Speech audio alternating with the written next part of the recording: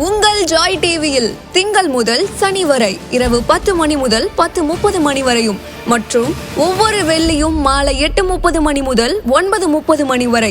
செங்கடல் இருந்தாலும் வைப்பண்டா ஒரு ஸ்டெப்பு முன்னாடி, எரிகோ வந்தாலும் வைப்பண்டா ஒரு ஸ்டெப்பு முன்னாடி, யோர்தான் வந்தாலும் வைப்பண்டா ஒரு ஸ்டெப்பு முன்னாடி, கோலியாத்து வந்தாலும் வைப்பண்டா ஒரு ஸ்டெப்பு முன்னாடி, பின்னாடி மட்டும் வச்சிட மாட்டேன்.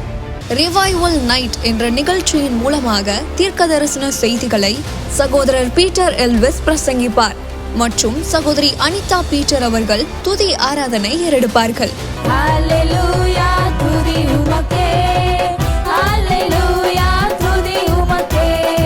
மனிதர்களின் வார்த்தையால் பாதிக்கப்பட்டது போதும், கடவுளின் வார்த்தையால் பாதிக்கப்படுவோம் வாருங்கள்.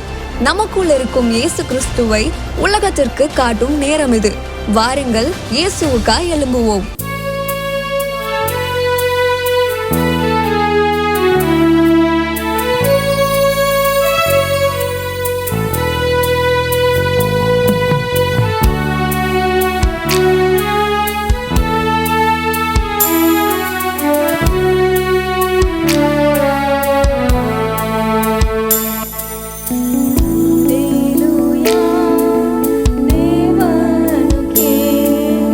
Alleluia,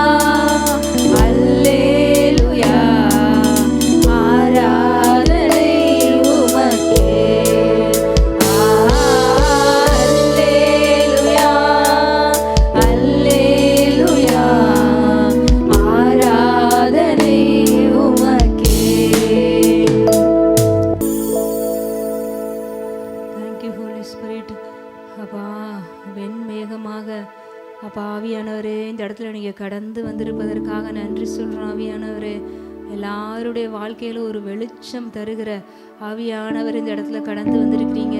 நன்றி. Thank you holy spirit. எல்லா ஆவியானவருக்கு நன்றி சொல்லுவோமா? அவர் மென்மையானவர். ஹalleluya ஹalleluya ரப ஷகரப ரபா. உங்கள் அபிஷேகத்தை ஒருத்தர் மேலே ஊற்றி இருப்பதற்காக நன்றி சொல்கிறோம். ஆவியானவரே, நன்றி நன்றி நன்றி. நீங்கள் தான் ஆண்டவரே எங்களுடைய துணையாளர், எங்களுடைய தேற்றரவாளர். நீங்கள் தான் ஆண்டவரே. அப்பா, இந்த வேலையில், இந்த ஆராதனையில் யார் யார் அப்பா நொறுங்குண்ட இருதயத்தோடு நறுங்குண்ட இருதயத்தோடு இருக்கிறாங்களோ அவங்க எல்லாரையும் கட்டி அப்பா அவங்களை தேற்றுகிற ஆவியானவர், அவங்களுடைய காயங்களை கட்டுகிற ஆவியானவர் இந்த இடத்துல கடந்து வந்திருக்கிறாரு. யார் யாரெல்லாம் இந்த வேலையில் இருதயம் நொறுங்குண்டு இருக்கிற நிலைமையில இருக்கிறீங்களோ உங்கள் காயங்களை கட்டுகிற ஆவியானவர் இந்த ஆராதனையில் கடந்து வந்திருக்கிறாரு. இந்த வேலையில் ஆவியானவர் உங்களுடைய காயங்களை கட்டுகிறாரு, காயங்களை கட்டுகிறாரு. உங்கள் நொறுங்குண்ட இருதயம் உள்ளவர்களுடைய காயங்களை ஆவியானவர் இந்த வேலையில் ஆற்றுகிறார். சிறைப்பட்டவர்களுக்கு இந்த வேலையில் ஒரு விடுதலையை கொடுக்கிறார். அந்த ஆவியானவர் தான் இந்த வேலையில் கடந்து வந்திருக்கிறாரு. அவரை நோக்கி பார்ப்போமா? எங்களுடைய காயங்களை கட்டுகிறவரே, அவரை நோக்கி பாருங்க. இந்த வேலையில் உங்கள் காயங்கள் எல்லாம் கட்டப்படுது. என்னென்ன ஹர்ட் உங்கள் இருதயத்தில் இருக்கிறோ, எந்த காயங்களால் நீங்கள் பாதிக்கப்பட்டிருக்கிறீங்களோ ஆவியான இந்த வேலையில் ஆற்றி தேற்றுறாரு. ஆற்றி தேற்று உங்களை அரவணைக்கிறவரா இந்த வேலையில கடந்து வந்திருக்கிறாரு. அப்பா, தேங்க்யூ ஹோலி ஸ்பிரிட். நன்றி சொல்கிறோம் ஆண்டவரே, நன்றி சொல்கிறோம்ப்பா. அந்த பழைய ஏற்பாட்டில் கூட பார்க்குறோம், அந்த எலியா தீர்க்கதரிசி கூட அந்த அப்பமும் அவரை தட்டி எழுப்பி அந்த அப்பமும் இறைச்சியும் கொடுத்து நீ போக வேண்டிய தூரம் வெகு தூரம்னு சொன்னது போல் இந்த வேலையில் ஆவியானவர் அநேகரை பார்த்து இதுதான் சொல்கிறாரு. உங்களுடைய காயங்களை கட்டி அவர் உங்களை தட்டி எழுப்புறது எதற்காகனா, நீங்கள் போக வேண்டிய தூரம் வெகு தூரம். இன்னும் நீங்கள் ஆண்டவருக்காக பண்ண வேண்டிய காரியங்கள் ஏராளம். நீங்கள் ஒரு இடத்துல சோர்ந்து உட்காந்துராதீங்க, காயப்பட்டு உட்காந்துராதீங்க. ஆவியானவர் இந்த வேலையில் உங்களுடைய காயத்தை கட்டி உங்களை விடுதலையாக்கி உங்களை தட்டி எழுப்பி உங்களை அனுப்புறது. இன்னும் நீங்கள் போய் உங்களுடைய இதே மாதிரி காயப்பட்டிருக்க அநேகருடைய காயங்களை ஆற்றுவதற்காக தான் ஆண்டவர் உங்கள் காயத்தை ஆற்றுறாரு. இதே மாதிரி சிறைப்பட்டிருக்கிற அநேகரை விடுதலையாக்க தான் ஆண்டவர் இந்த வேலையில் உங்களை விடுதலையாக்குறாரு. நீங்கள் போக வேண்டிய தூரம் வெகு தூரம். ஆண்டவர் இந்த வேலையில் உங்களை உற்சாகப்படுத்துறாரு, உங்களை ஆவியானவர் தைரியப்படுத்துறாரு, திடப்படுத்துறாரு, தட்டி எழுப்புறாரு. நீங்கள் போக வேண்டிய தூரம் வெகு தூரம். அதனால் ஒரு நாளும் ஒரே இடத்துல சோர்ந்து உட்கார்ந்துடாதீங்க. எழுந்து ஆண்டவருக்காக நம்ம செய்ய வேண்டிய காரியங்கள் அநேகம் இருக்குது. ஆண்டவர் இந்த வேலையில் உங்களை விடுதலை செய்கிறாரு. ஹல்லேலூயா. அவர் உங்கள் வாழ்க்கையில் இருக்க கோணலையும் செவ்வையாக்குறாரு. உங்கள் மூலமாய் பல பேருடைய வாழ்க்கையின் கோணலானவைகளெல்லாம் அவர் செவ்வையாக்க விரும்புகிறார். ஹல்லேலூயா. ஏன்னா நிறைய பேருக்கு ஆண்டவர் இந்த நாட்களில் ஊழியங்கள் வச்சிருக்கிறாரு. உங்களுடைய காயத்தை பார்த்தே உட்காந்துராதீங்க, உங்களுடைய சோர்வுகளை பார்த்தே நீங்கள் உட்காந்துராதீங்க, உங்களுடைய சிறையிருக்குள்ளே நீங்கள் அடங்கி இருந்துடாதீங்க. ஆவியானவர் இந்த வேலையில் உங்களை அதுக்காக அழைக்கலை. உங்களுடைய காயங்களும் கட்டப்பட்டு நீங்கள் போய் அநேகருடைய காயங்களை கட்டணும். நீங்களும் விடுதலையாகி நீங்கள் போய் அநேகரை விடுதலை ஆக்கணும்.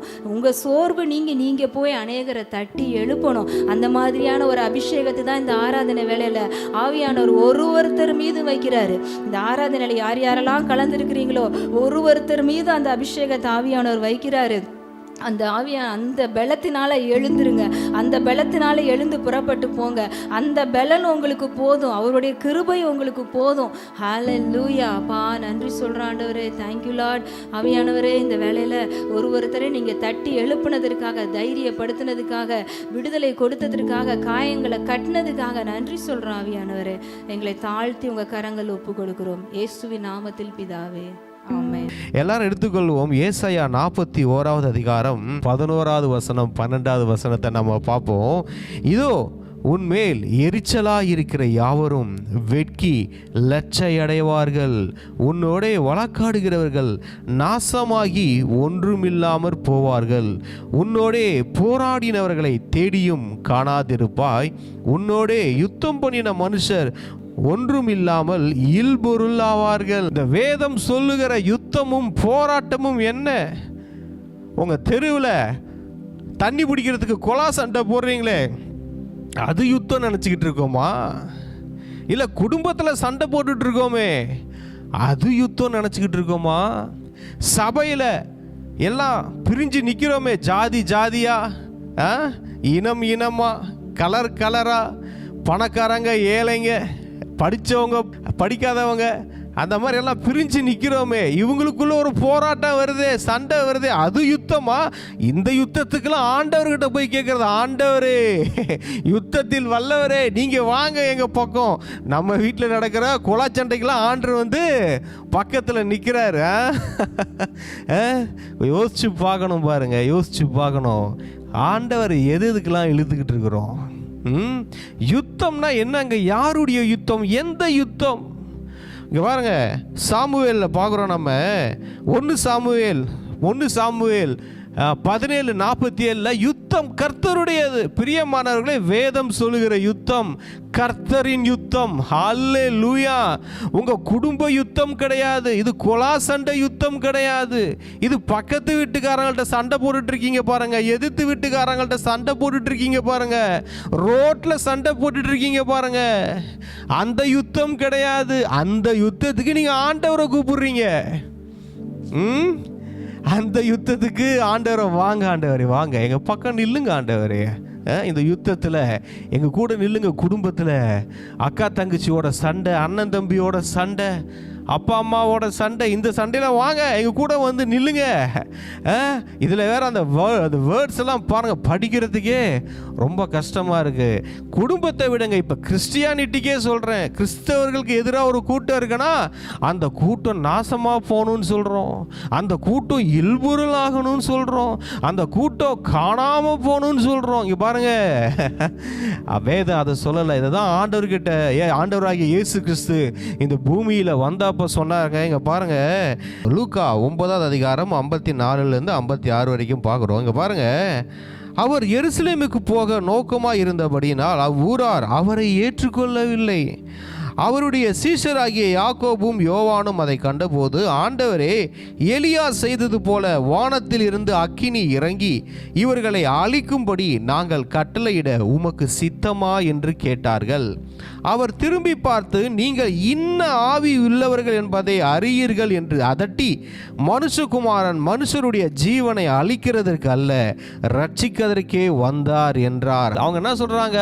ஆண்டவரையும் அவருடைய சீஷர்களையும் அந்த ஊருக்குள்ள விடலை அப்படின்னு உடனே இவங்க என்ன சொல்றாங்களா? எலியா செய்தது போல வானத்திலிருந்து அக்கினியை இறக்கி. இதுதான் நடக்குது. குடும்பத்தில் சண்டையா, அகைன்ஸ்டா இருக்கிறவங்க மேல ஆண்டவரே அக்கினியை இறக்குங்க, அவங்கள தண்டிங்க, அவங்கள கண்டிங்க அப்படின்றோம். அதான் ஆண்டவர் சொன்னார், எப்பா நீங்க இன்ன ஆவி உள்ளவர்கள் என்று அறியீர்களா? அது வேற, நம்ம வேலை இல்லை. அப்ப இந்த ஆவி என்ன செய்யும்? இந்த ஆவி மனிதர்கள் மேல அக்கினியை இறக்காது. இந்த ஆவி சாத்தானின் கோட்டைகள் மேல அக்கினியை இறக்கிற ஆவி. ஹல்லேலூயா. பிரியமானவர்களே, நாம் மனிதர்களை வெறுக்குகிற கூட்டம் அல்ல, நாம் பக்கத்து வீட்டுக்காரர்களையும் எதிர் வீட்டுக்காரர்களையும் வெறுக்கிற கூட்டம் அல்ல. நாம் தேவனுக்கு விரோதமாக எழும்புகிற எல்லா அந்தகார லோகாதிபதிகளின் மேல் தேவனுடைய கோபாக்கினியை இறக்குகிற கூட்டம். ஹல்லேலூயா. எபேசியர் 6ஆம் அதிகாரம் 12ஆவது வசனத்திலிருந்து பார்க்குறோம். ஏனெனில் மாம்சத்தோடும் இரத்தத்தோடும் அல்ல, துரைத்தனத்தோடும் அதிகாரங்களோடும் இப்பிரபஞ்சத்தின் அந்தகார லோகாதிபதிகளோடும் வானமண்டலத்தில் உள்ள பொல்லாத ஆவிகளின் சேனைகளோடும் நமக்கு போராட்டம் உண்டு. ஹல்லேலூயா. அங்க பாருங்க, அவர் என்ன சொல்றாருன்னா, எப்பா நமக்கு மாம்சத்தோடும் இரத்தத்தோடும் போராட்டம் அல்ல, நமக்கு நம் குடும்பத்தோடும், நம் தெருவோடும், நம் சபையில் இருக்கிற எதிரி கூட்டத்தோடும் நமக்கு போராட்டம் இல்லை. உன் போராட்டம் இது கிடையாது. உன் போராட்டம் வேற இடத்துல இருக்குது. பிசாசு டைவர்ட் பண்ணி விட்டுட்டான். இவன் தெளிவா இருந்தா எனக்கு விரோதமா போராட வந்துருவான். இவன் கொஞ்சம் ஆவியதை இன்ன ஆவி, அந்த இயேசு கிறிஸ்து சொன்னார்ல, இன்ன ஆவி உள்ளவர்கள், அந்த ஆவியில இருந்தா இந்த ஆவி உள்ளவன் என்ன செஞ்சிருவான்? நமக்கு விரோதமா போராட வந்துருவான். அதுக்காக இவன் என்ன செய்யணும்?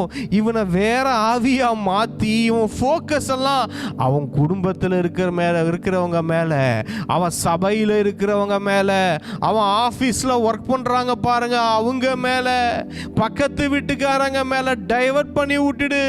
அவன் நினச்சிக்குவான் வாழ்நாள் முழுவதும் இவங்க நமக்கு, இவங்க தான் எதிரி, நம்ம குடும்பம் தான் எதிரி, நம்ம சபையில் இருக்கிற இந்த கூட்டம் தான் எதிரி, இந்த ஊழியத்தில் இருக்கிற இந்த ஆட்கள் தான் எதிரி. இங்கே பாருங்க, இன்னைக்கு எல்லாத்துலேயும் டீமாக பிரிஞ்சுட்டாங்க. இந்த கடைசி காலத்தில் ஒரு குடும்பத்தில் ஒரு 10 டீம் இருக்கு, ஒரு சபையில் ஒரு 10 டீம் இருக்கு, ஒரு ஊழியம் எடுத்துக்கிட்டிங்கன்னா அந்த ஊழியத்தில் ஒரு 10 டீம் இருக்கு, ஒரு தெருவை எடுத்துக்கிட்டீங்க, ஒரு அப்பார்ட்மெண்ட்ஸ்லாம் இப்போ இருக்குது, ஒரு அப்பார்ட்மெண்ட்ஸ் எடுத்துக்கிட்டிங்கன்னா அதில் ஒரு 10 டீம் இருக்கு. இவங்கெல்லாம் பிரிஞ்சு என்ன செய்கிறாங்க, இவங்களுக்குள்ளேயே மோதிக்கிறாங்க, இவங்க ராஜ்யத்தை இவங்களே அழிச்சிக்கிறாங்க. இதனால் என்ன ஆகுது, பிசாசுக்கு ரொம்ப சந்தோஷம். எப்பா நீங்களா போட்டுக்கோங்கப்பா சண்டை, நல்லா போடுறீங்கப்பா, நல்லா போட்டுங்க, யுத்தம் பண்ணுங்க, சண்டை பண்ணுங்க, என் பக்கம் மட்டும் வந்துடாதீங்கப்பா. இந்த கிறிஸ்தவர்கள்லாம் உங்களுக்குள்ள சண்டை போட்டுக்கோங்க, என்ன விட்டுருங்க, உங்க சண்டையில் என்ன மறந்துருங்கப்பா, என்ன திருப்பி பார்த்துடாதீங்க அப்படின்னு என்ன பண்ணுறான், நீங்கள் எதுக்கெல்லாம் சண்டை போடணுமோ அதற்கான காரியங்களை உங்களுக்கு உருவாக்கி கொடுத்துட்றான். உங்கள் ஈகோவை டச் பண்ணி விட்டுடுறான், ஒரு சின்ன விஷயத்தை பெருசாக காட்டி விட்டுடுறான், உங்களுக்கும் அவங்களுக்கும் ஒரு பகையை உண்டாக்கிடுறான். அப்போ என்ன ஆயிடுது, நம்ம வாழ்நாள் முழுவதும் ஃபோக்கஸு நம்ம கூட பிறந்தவங்க மேலேயே பகையாக பார்த்துடுறோம், நம்ம சபையில் இருக்கிறவங்களையே பகையாக பார்த்துடுறோம், நம்ம ஏரியாவில் இருக்கிறவங்களையே பகையாக பார்த்துடுறோம், நம்ம சர்ச்சில் இருக்கிறவங்களையே பகையாக பார்த்துடுறோம், நம்ம ஆஃபீஸில் நம்ம கூட ஒர்க் பண்ணுறவங்களையே பகையாளியாக பார்த்துடுறோம். அப்போ நமக்கு என்ன தெரிஞ்சிருதுன்னா, இவங்க தான் நமக்கு எதிரிகள். ஆனால் உண்மையான எதிரி ஒருத்தன் இருக்கிறான், திருட்டு போய சாத்தான் இருக்கிறான், அவன் தான் உண்மையான எதிரி. இவன் என்ன பண்ணுறான், சாத்தான் எப்பா இவன் தான் அவனுக்கு உண்மையான எதிரின்னு வாழ்க்கையில் கண்டுபிடிச்சிட்டான், இவன் கண்ணு திறந்துருச்சு, என் கதை க்ளோஸு. அதனால் இவனுக்கு என்ன பண்ணணும், எப்பா உனக்கு உன் குடும்பம் தான் எதிரி, எப்பா உன் சபையில் இருக்கிற அந்த கூட்டம் தான் எதிரி, உனக்கு அவங்க எதிரி, உனக்கு இவங்க எதிரி அப்படின்னு கண்டதையும் காட்டிடுறான். நம்மளும் என்ன பண்ணிடுறோம், ஐயோ இதுதான் நமக்கு எதிரியா அப்படின்னு சொல்லிட்டு அதையே பார்த்து அந்த ஆட்களுக்கே பயந்து அவங்க தான் நமக்கு எதிரானவர்கள் நினைச்சு அவங்க தான் நமக்கு அவங்களோட தான் வாழ்நாள் முழுவதும் போராட்டம் இருக்குன்னு நினைச்சு போராடி அங்கேயே வாழ்க்கையை அழித்து கொள்கிறோம். பிரியமானவர்களே, வேதம் என்ன சொல்லுகிறது, எபேசியர் 6வது அதிகாரம் நம்ம பார்க்குறோம், 12வது வசனம், துரைத்தனங்களோடும் அதிகாரங்களோடும் இப்பிரபஞ்சத்தின் அந்தகார லோகாதிபதிகளோடும் வான மண்டலங்களில் உள்ள பொல்லாத ஆவிகளின் சேனைகளோடும். இங்க பாருங்க, ஒட்டுமொத்த பிசாசின் கூட்டத்தையுமே சொல்லிட்டாரு. இந்த உலகத்தில் இருக்கிற, இந்த பூமியில் இருக்கிற லூசிஃபரோட மொத்த சேனையை சொல்றாருங்க. இது எல்லாத்தோட உனக்கு போராட்டம் இருக்குப்பான்ட்டாரு.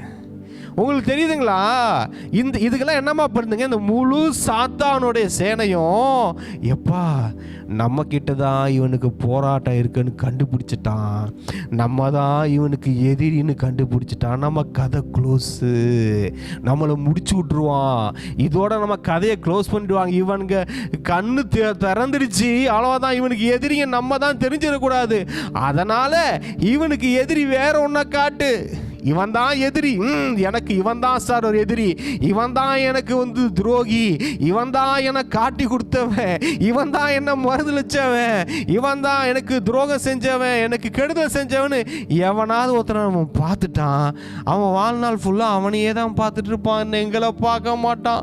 ஐயோ இவன் எங்ககிட்ட போராட வந்துட்டான், அவ்வளோதான். சாத்தானுக்கு நல்லா தெரியும் பிரதர், ஆண்டவருடைய பிள்ளைங்களை பற்றி தெரியும், இவங்களுக்கு சத்தியம் தெரிஞ்சிடுச்சு, இவங்க கண்ணு தெளிஞ்சிடுச்சுன்னா, இவங்க கண்ணு திறந்துடுச்சுன்னா அவன் கதை க்ளோஸ்ன்னு தெரியும், நம்ம வாழ்க்கையில் அவனால் ஒன்றுமே செய்ய முடியாதுன்னு தெரியும், அவன் ஒரு யூஸ்லெஸ் ஃபெல்லோவாக ஆயிடுவான்னு தெரியும்.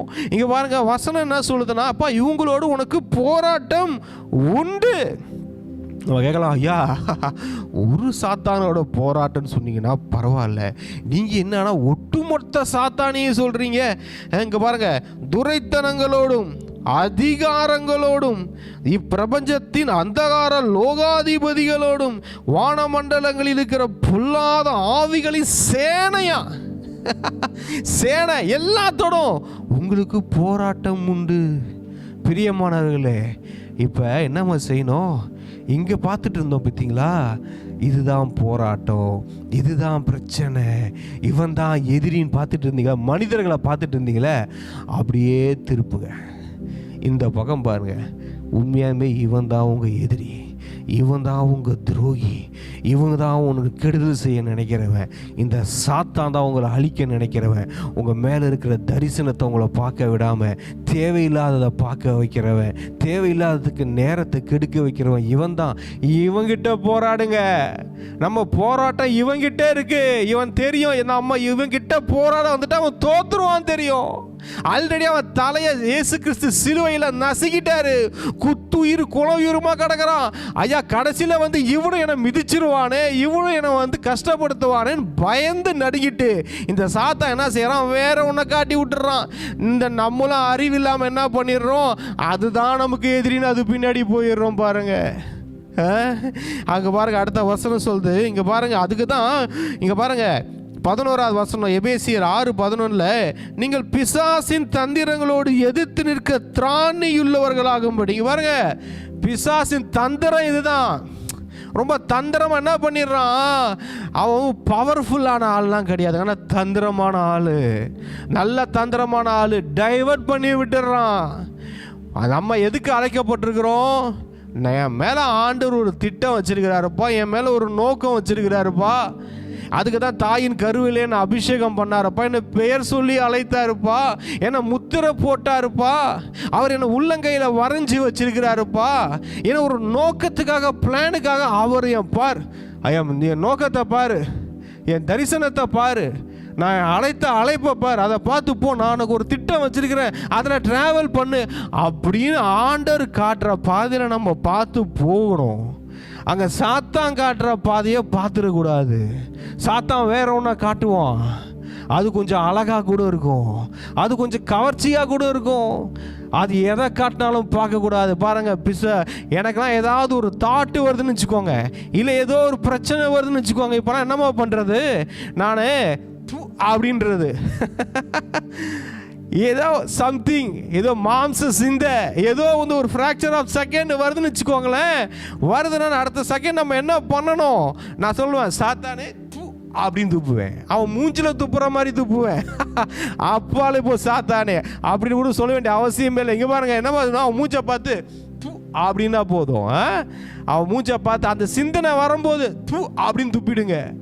ஹல்லேலூயா. அதை விட அவனுக்கு அவமானம் வேறு எதுவுமே கிடையாது. ஹல்லேலூயா. அங்கே பாருங்க, அதுதான் அவன் தந்திரங்களோடு எதிர்த்து நிற்க திராணி வேணும், சக்தி வேணும். பிரதர், சின்ன சின்ன தந்திரங்களுக்கெல்லாம் விழுந்துடுறேன் பிரதர்ன்றீங்களா, உங்களுக்கு திராணி எங்கே வருதுன்னா, அங்கே பாருங்க, தேவனுடைய சர்வாயுத வர்க்கத்தை தரித்து கொள்ளுங்க.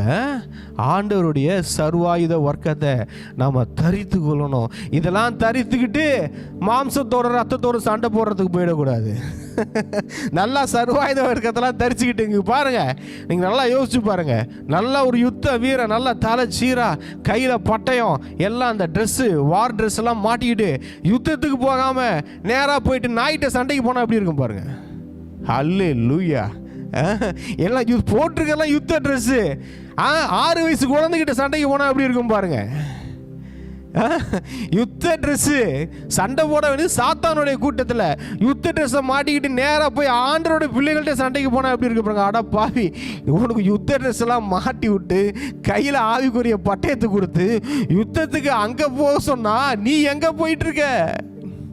ஆண்டவர் உன்னை ப்ரிப்பேர் பண்ணி உன்னை ஒரு யுத்த வீரனாக்கி அவருடைய படையில வச்சு சண்டை போடுறதுக்கு அமிச்சா இன்னைக்கு என்ன நடக்கிறோம், நமக்குள்ள இதே ஆர்மிக்குள்ள சண்டை போட்டுக்கிறோம். ஆண்டருடைய ஆர்மிக்குள்ளேயே சண்டை. யோசிச்சு பாருங்க, அவர் சொன்னார்ல, எப்பா எந்த ராஜ்யம் தனக்கு தானே பிரிந்திருக்காதுன்னு சொன்னார்ல, அவர் பிசாசுகளை துரத்துறான்னு சொன்னபோது இங்கே பாருங்க, அந்த மாதிரி என்ன ஆயிடுச்சுன்னா, நமக்குள்ளேயே சண்டை போட்டுக்கிட்டோன்னா என்ன நடக்கும் பாருங்க. இங்கே சோல்ஜர் ஒரு டீம் நிற்கிது, ஆண்டருடைய கூட்டம் நிற்கிது, அங்கே ஆப்போசிட்டில் சாத்தானுடைய கூட்டம் நிற்கிது. இங்கிருந்து நம்ம போய் அவர்களை எதிர்க்க வேணும், அவங்களோட யுத்தம் இருக்குன்னு வேதம் சொல்லிடுச்சு அந்த கூட்டத்தோட. இப்போ இந்த கூட்டம் இங்கே என்ன நடக்குது, இந்த கூட்டம் இவங்களுக்குள்ளேயே சண்டை போட்டுக்குது. இவங்களுக்குள்ளேயே அடிச்சுக்குது, இவங்களுக்குள்ளேயே திட்டிக்குது, இவங்களுக்குள்ளேயே நீ பெருசு நான் பெருசுன்னு பேசிக்குது, நீ அந்த ஜாதி நான் இந்த ஜாதின்னு பேசிக்குது, நான் பணக்காரன் நீ ஏழைன்னு பேசிக்குது. அது உயர்வு தாழ்வுல பேசுது, தீண்டாமையை கொண்டு வருது. அப்படி இருந்தால் அப்படி இருக்கும் பாருங்க. நீங்களாம் நம்மலாம் அப்படி இருந்தோன்னா நம்ம ஆண்டோடைய பிள்ளைகளா, ஆண்டோடைய யுத்தத்தில் இருக்கிறோமா பாருங்க. இங்கே பாருங்க, அடுத்த வசனம் சொல்லுது, ஆகையால் தீங்கு நாளிலே அவைகளை நீங்கள் எதிர்க்கவும். எல்லாத்தையும் எதிர்க்க போகிறோம். நம்ம போய் நின்னா முன்னாடி என்ன தெரியுமா இருக்குது பிரதர்? நம்ம போய் நின்னா என்னென்ன வருது தெரியுமா? துரைத்தனங்கள், அதிகாரங்கள், இதெல்லாம் ஒட்டுமொத்தமாக நிற்கிது, எல்லாம் வருது. இதெல்லாம் எதிர்க்க போகிறோம். ஹல்லேலூயா. பிரதர் நம்மளால் எப்படி பிரதர்? ஒட்டுமொத்த லூசிஃபர் கூட்டமே வருது, எப்படியா நம்மளால எதிர்க்க முடியும்? எல்லாமே சேர்ந்து வராங்க, எல்லாம் ஓரணியில் திரண்டு நிற்கிறாங்க. அவர்களை வசனம் சொல்லுது எதிர்க்கவும். ஏயா நம்ம போனால் எப்படியா ஜெயிப்போனா? அதுக்கும் வசனம் இருக்கு. இங்கே பாருங்க, மத்தேயு 16:18 என்ன சொல்லுதுன்னா, மத்தேயு 16:18 பார்க்குறோம். இந்த கல்லின் மேல் என் சபையை கட்டுவேன், பாதாளத்தின் வாசல்கள் அதை மேற்கொள்வதில்லை. ஹல்லேலூயா. அங்கே பாருங்க, சபையை பாதாளத்தின் வாசல்கள் மேற்கொள்வதில்லை. நீங்களும் நானும் தேவனுடைய ஆலயமா இருக்கிறோம், தேவனுடைய வாசஸ்தலமா இருக்கிறோம், தேவனுடைய வீடா இருக்கிறோம். நம்மள எந்த அதிகாரமோ எந்த துரைத்தனமோ இந்த பிரபஞ்சத்தின் எந்த அந்தகார லோகாதிபதிகளோ எந்த வானமண்டல பொல்லாத ஆவிகளோ நம்மளை மேற்கொள்வது இல்லை. ஹல்லேலூயா. ஏன்னா நாம் தேவனுடைய ஆலயம், நமக்குள்ள ஆண்டவராகிய இயேசு கிறிஸ்து இருக்கிறார், பிதாவாகிய தேவன் இருக்கிறார், பரிசுத்த ஆவியான தெய்வம் இருக்கிறார். நம்ம போய் இதுங்களுக்கு முன்னாடி நிற்கும் போது அதுங்க பார்க்கும். என்னத்தை பார்க்கும்? நமக்குள்ள இருக்கிற கடவுளை பார்க்கும். ஹல்லேலூயா. அடுத்த செகண்ட் துண்டை காணும், துணியை காணும், ஓடும். ஹல்லேலூயா. என்னன்னா ஒரே ஒரு விஷயம், நம்ம தேவனுடைய ஆலயமா இருக்கிறோமா? அதுதான் நாம் தேவனுடைய ஆலயம். நமக்குள்ள ஆண்டவரை காட்டணும். நம்ம வாழ்க்கை எப்படி இருக்கணும்? எல்லா பிசாசின் கூட்டமும் வந்து பார்க்கும் போது, அடடா இந்த பீட்டர் வாழ்ந்துகிட்டு இல்லப்பா, இந்த பீட்டருக்குள்ள இயேசு கிறிஸ்து வாழ்ந்துகிட்டு இருக்கிறாருப்பா. இவனை பார்த்தா இவன் தெரிய மாட்டேங்கிறான், இவனை பார்த்தா உள்ள இருக்கிற இயேசு கிறிஸ்து தெரிகிறாருப்பா அப்படின்னு ஓடிடும். துண்டை காணும், துணியை காணும், தலை தெறிக்க ஓடும். ஹல்லேலூயா. உங்கள் ஜாய் டிவியில் திங்கள் முதல் சனி வரை இரவு 10 மணி முதல் 10:30 மணி வரையும் மற்றும் ஒவ்வொரு வெள்ளியும் மாலை 8:30 மணி முதல் 9:30 மணி வரை. செங்கடல் இருந்தாலும் வைப்பண்டா ஒரு ஸ்டெப் முன்னாடி, எரிகோ வந்தாலும் வைப்பண்டா ஒரு ஸ்டெப் முன்னாடி, யோர்தான் வந்தாலும் வைப்பண்டா ஒரு ஸ்டெப் முன்னாடி, கோலியாத் வந்தாலும் வைப்பண்டா ஒரு ஸ்டெப் முன்னாடி, பின்னாடி மட்டும் வச்சிட மாட்டேன். ரிவைவல் நைட் என்ற நிகழ்ச்சியின் மூலமாக தீர்க்க தரிசன செய்திகளை சகோதரர் பீட்டர் எல்விஸ் பிரசங்கிப்பார் மற்றும் சகோதரி அனிதா பீட்டர் அவர்கள் துதி ஆராதனை ஏறெடுப்பார்கள். ஹல்லேலூயா, துதி உமக்கே. ஹல்லேலூயா, துதி உமக்கே. மனிதர்களின் வார்த்தையால் பாதிக்கப்பட்டது போதும், கடவுளின் வார்த்தையால் பாதிக்கப்படுவோம் வாருங்கள். நமக்குள் இருக்கும் இயேசு கிறிஸ்துவை உலகத்திற்கு காட்டும் நேரம் இது. வாருங்கள், இயேசுவுக்காய் எழும்புவோம்.